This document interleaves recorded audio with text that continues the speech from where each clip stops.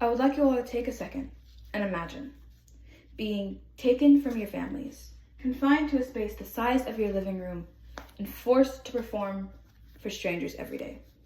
For orcas, some of the largest, most intelligent mammals in the ocean, this is reality when they are taken from the wild.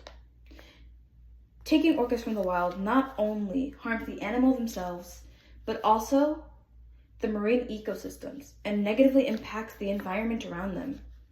Some of the key points that I will be discussing today are the physical and psychological tolls that captivity has on orcas, the ecological consequence of taking orcas from their natural habitat, and the broader environmental message captivity sends about how humans treat wildlife. On to my first point. Removing orcas disrupts the marine ecosystems. If most of you don't already know, orcas are apex predators. They maintain the balance of the prey species below them. Reducing these orca populations can destabilize not only the food webs, but affect the fish populations, which is critical for other marine life. As you can see here, all these fish go into feeding orcas, though there are some orcas that don't eat fish, that stick to mainly rays, seals, and sharks. But for this example, we'll continue to use this. If you throw off even one of these, there's going to be overpopulation, and overpopulation eventually leads to some of these lesser known fish getting eaten out and somehow disappearing. But not only this, disrupting orcapods weakens cultural knowledge that gets passed through by generations. This will soon affect how their survival skills and their hunting techniques get affected. For example, this is called spy hopping. Orcas teach their younger ones about this because this is how they see out of the water. This is how they see if there's food nearby, if there is danger. Because orcas have small eyes on the sides of their head, they can't see above the water.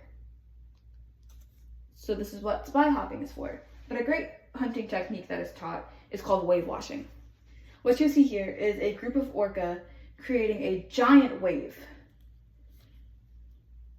But what you don't see is another orca is off somewhere, waiting for the sea lion to fall, ready to catch it and make sure it doesn't get away. On to my second main point. Captivity harms orcas not only psychologically, but physically.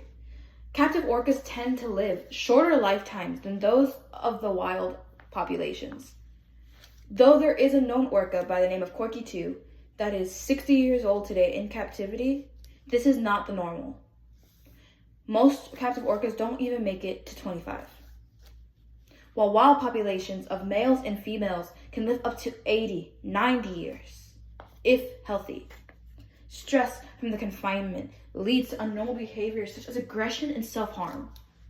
For example, 100 aggressive acts known in captivity that resulted in 4 human deaths, while there is only 1 aggressive assault, but with no human deaths known in the wild. As well as you can see here, and I will show you a deeper picture of this later, broken teeth are a result of boredom and aggression. Captivated orcas are known to chew on the cement of their cages and or the railings on the gates, while wild orcas aren't seen chewing on rocks or any other hard substance. Lack of space and stimulation causes collapsed dorsal fins and poor health outcomes for those animals in captivity. As you can see, 100% of adult males in captivity have a collapsed dorsal fin, while it is only seen in 1% of the wild populations. Wild populations swim for over 100 miles a day, socializing with other orcapods and other just orcas in general, while captive orcas are stuck swimming in circles. The same routine every day. Here's what I meant by the teeth. As you can see, wild orcas have sharp, long teeth, while those of captivity have short teeth, holes in them. You can see the root canals of their teeth where they rub against the concrete and there's cracks in their skin. But not only this, onto my third point. Capturing orcas reflects a harmful environmental ethic.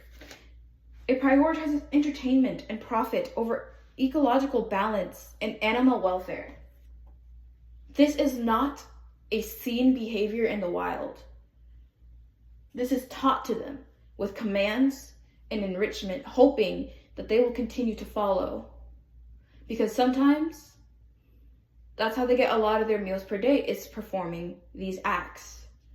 It sets a precedent that exploiting wildlife is acceptable while weakening conservation efforts. When will you see this in the wild? This is setting the precedent that wildlife is allowed to be treated however we want, as long as it brings us in money. By contrasting this, protecting orcas in the wild expands on biodiversity and encourages responsible stewardship of marine environments. Taking orcas from the wild causes profound harm not only to the animals, but the marine ecosystems, and the humanity that are supposed to be the environmental caretakers. We saw today how captivity damages orcas both physically and psychologically. Their removal causes distress among ecosystems and the environment, and how it reflects a broader environmental issue of exploitation over preservation. If we really want to see and understand these animals, we should do it where they belong, in the vast and open ocean, not in the confines of a tank. Thank you.